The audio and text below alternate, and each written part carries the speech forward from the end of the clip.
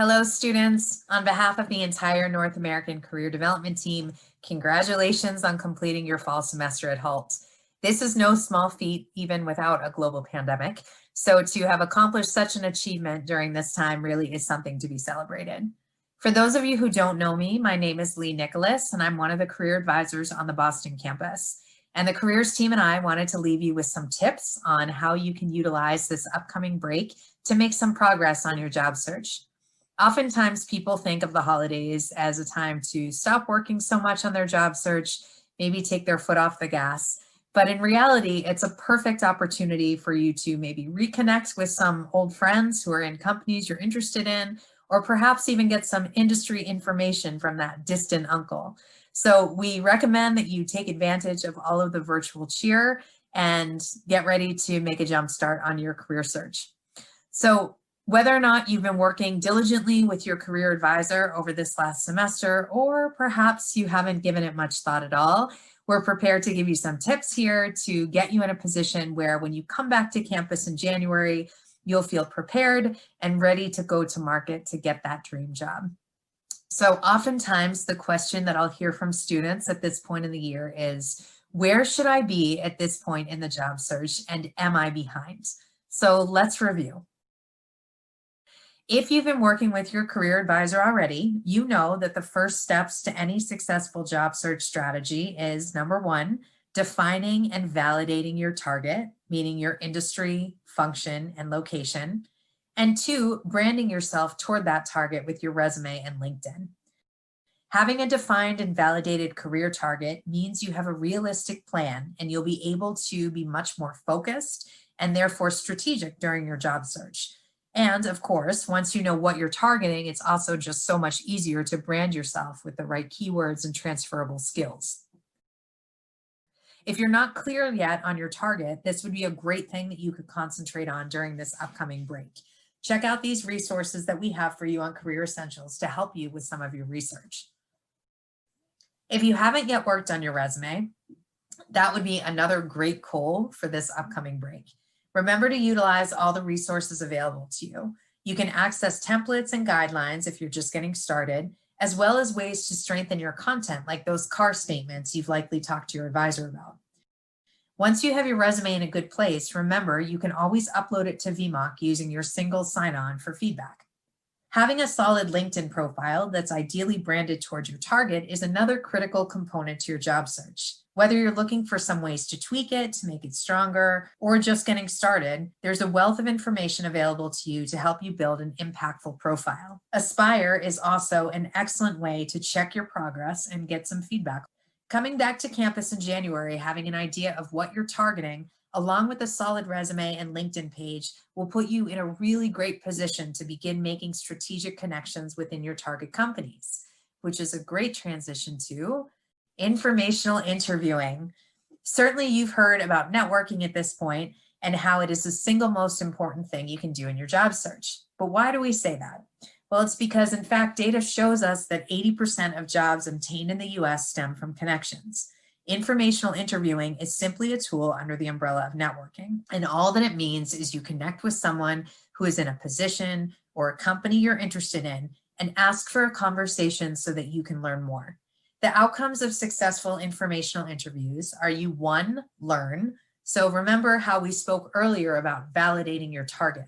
Certainly doing online research with the resources we pointed to is helpful, but speaking to somebody who is actually conducting a role that you're interested in is an excellent way to learn some insights. The second thing is that you will organically be building your network and people who might be able to refer you to positions in the future. So check out the resources that we have under Networking Like a Pro for a deeper dive on informational interviews, including templates on how to reach out to contacts.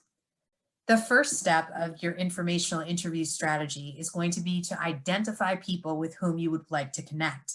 And LinkedIn is a really great tool for this. There are a couple of ways to go about building this list, but let's start with two simple ways you can begin over this upcoming break. Our first tip in regards to starting to build this list of yours is to identify Hult alumni who are ideally in positions that you may be interested in. So the way you would do this is you would simply type in Hult International Business School in the search bar, which would bring you to this main page, and then you would go down and click on the Alumni tab. You can see then that LinkedIn will yield, in this case, over 17,000 results of alumni, and it's filtered by where they live, where they work, what they do, and what they studied. So going back to understanding what you're targeting, let's say that you know you want to be in San Francisco and you are interested in marketing roles. You would click on those two things and you would see that LinkedIn would yield 262 results of alumni who are currently in the San Francisco Bay Area and doing something related to marketing. As you scroll down in this page, you'll see that you can view the profiles of these people.